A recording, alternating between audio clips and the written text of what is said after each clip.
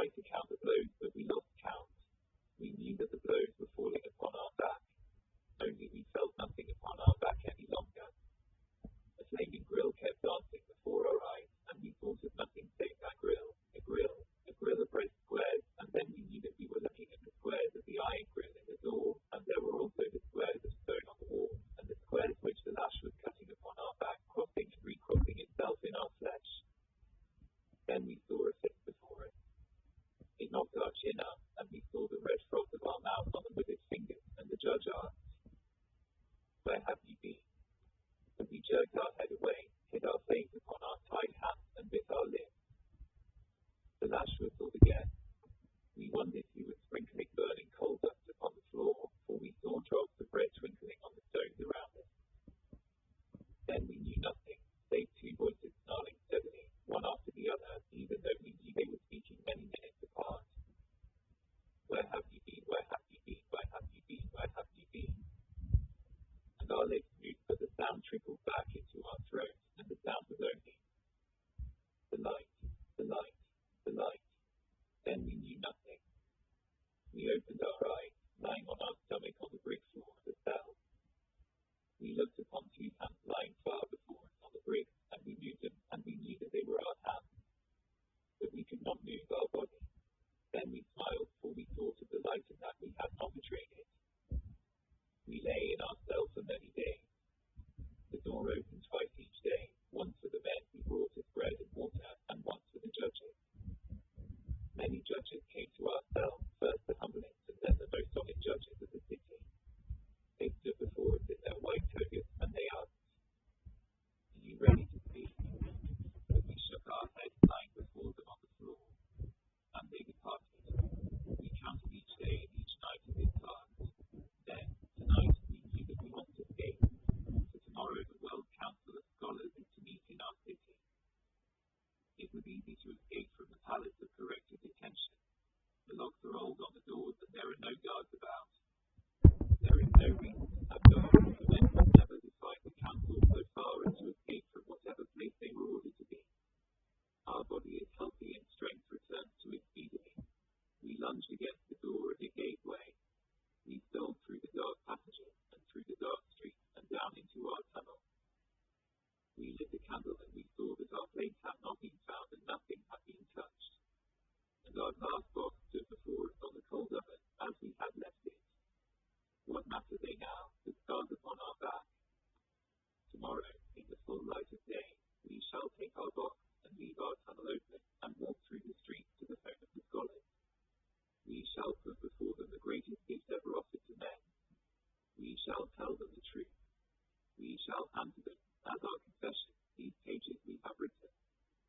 We shall join our hands to them, and we shall work together with the power of the sky for the glory of mankind. Our blessing upon you, our brothers. Tomorrow you will take us back into your fold, and we shall be an outcast no longer. Tomorrow we shall be one of you again. Tomorrow. Part 7. It is dark here in the forest. The leaves rustle over our heads black against the last gold of the sky. The moss is soft and warm. We shall sleep on this moss for many nights till the beasts of the forest come to tear our bodies. We have no bed now, save the moss, and no future, save the beasts. We are old now, yet we were young this morning, when we carried our glass box through the streets of the city to the home of the scholars. No men stopped us, for there were none about from the palace of corrective detention, and the others knew nothing. No men stopped us to the gate. We walked through empty passages and into the great hall where the World Council of Scholars sat in solemn meeting. We saw nothing as we entered save the sky and the great windows blue and glowing. Then we saw the scholars who sat around the long table. They were as shapeless clouds huddled at the rise of the great sky. There were men whose famous names we knew, and others from distant lands whose names we had not heard.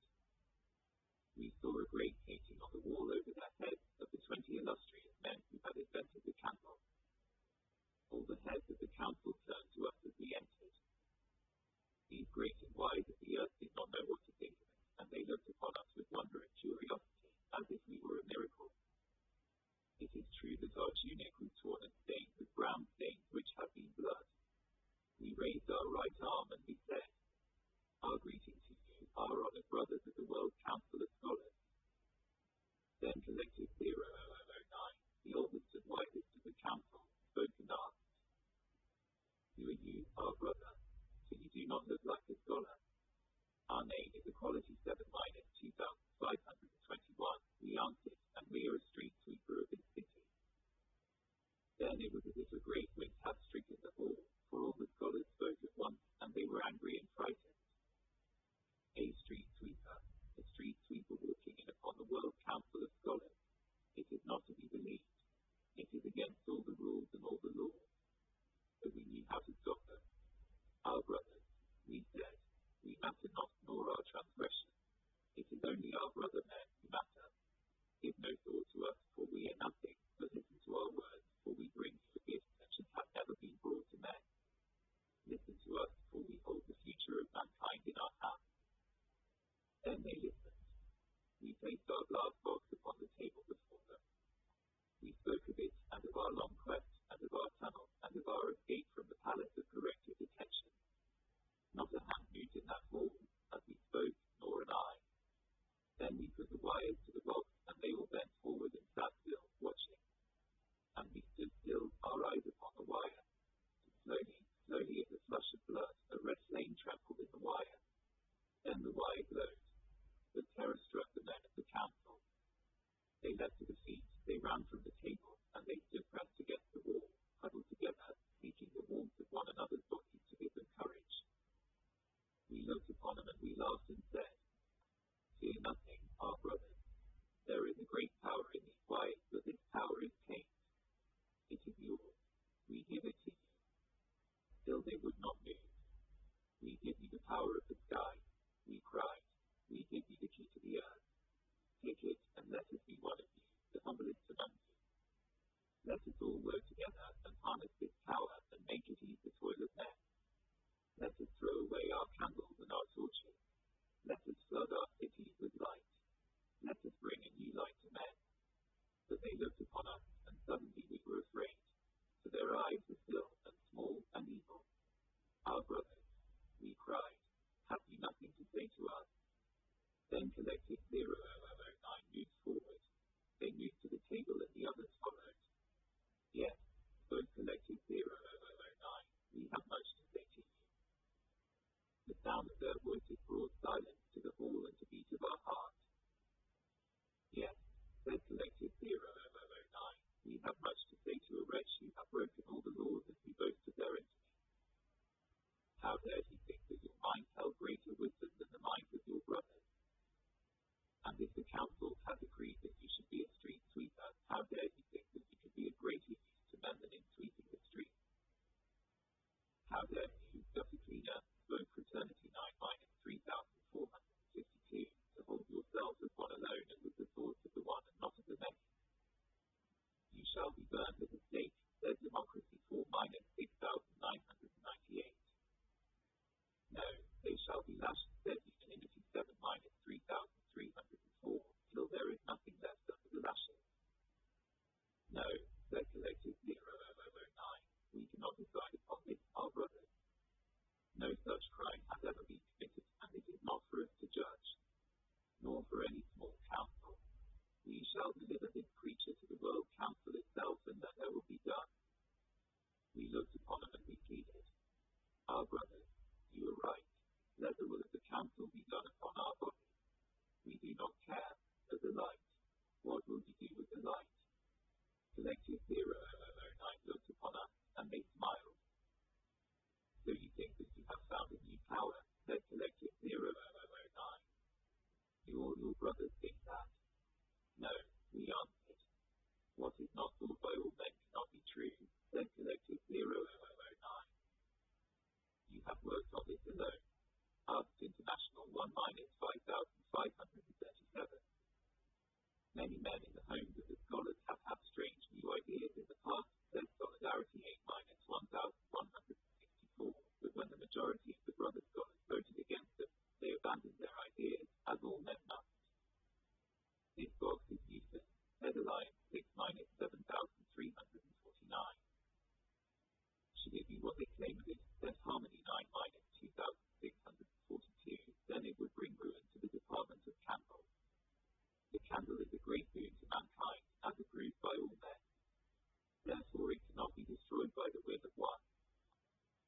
This would break the plans of the World Council, said unanimity 2 minus 9,913, and without the plans of the World Council the sun cannot rise.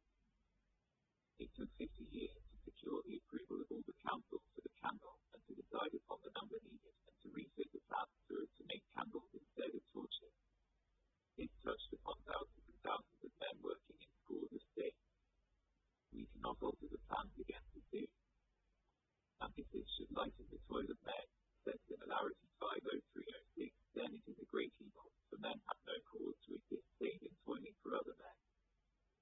Then Collective 0009 rose and pointed at our box.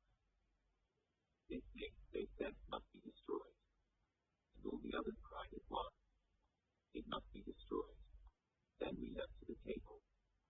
We seized our box, we shut them aside, and we ran to the window. We turned and we looked at it for the last time, and the rage, such as it is not fit for humans to know, shook our voice in our throats. You fool, we cried, you fool, you thrice damned fool. We swung our fist through the window pane, and we let out in a ringing rain of glass. We fell, but we never let the box fall from our hands. Then we ran blindly, and men and houses streets passed us in a torrent without shame. And the road seemed not to be flat before us, but as if it were leaping up to meet us, and we waited for the earth to rise and strike us in the face. But we ran. We knew not where we were going. We knew only that we must run to the end of the world, to the end of our days.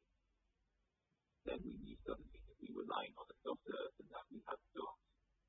Trees taller than we had ever seen before stood over us in great silence. Then we knew we were in the uncharted forest. We had not thought of coming here, but our legs had carried our wisdom, and our legs had brought us to the uncharted forest against our will. Our glass box lay beside us. We crawled to it, we fell upon it, our face in our arms, and we lay still. We lay thus for a long time. Then we rose, we took our box and walked on into the forest. It mattered not where we went. We knew that men would not follow us, for they never entered the uncharted forest. We had nothing to fear from us. The forest disposes of its own victims. It gave us no fear either. Only we wished to be away from the city and from the air that touches upon the air of the city. So we walked on, our box in our arms, our hearts empty. We are doomed. Whatever days are left to us, we shall spend them alone. And we have heard of the corruption to be found in solitude. We have torn ourselves from the truth which is our brother men, and there is no road back for us, and no redemption. We know these things, but we do not care. We care for nothing on earth. We are tired. Only the glass box in our arms is like a living heart that gives us strength. We have lied to ourselves. We have not built this box for the good of our brothers. We built it for its own sake. It is above all our brothers to us, and its truth above the truth. Why wonder about this? We have not many days to live. We are walking to the fangs awaiting us somewhere among the great silent trees. There is not a thing behind us to regret. Then a blow of pain struck us, our first and our only. We thought of the golden one. We thought of the golden one whom we shall never see again. Then the pain passed. It is best. We are one of the damned. It is best if the golden one forget our name and the body which bore that name. Part 8. It had been a day of wonder, this our first day in the forest.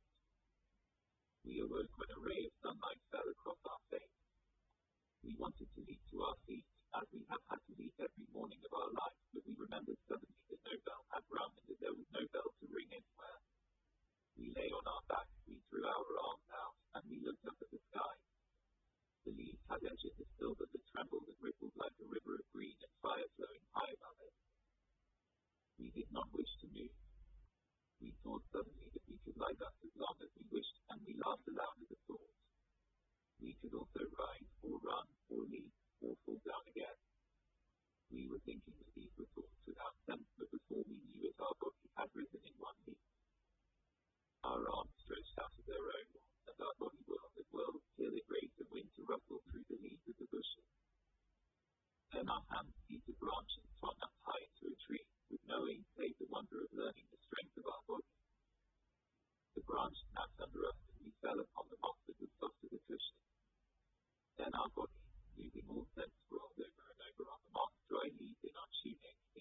empty nothing.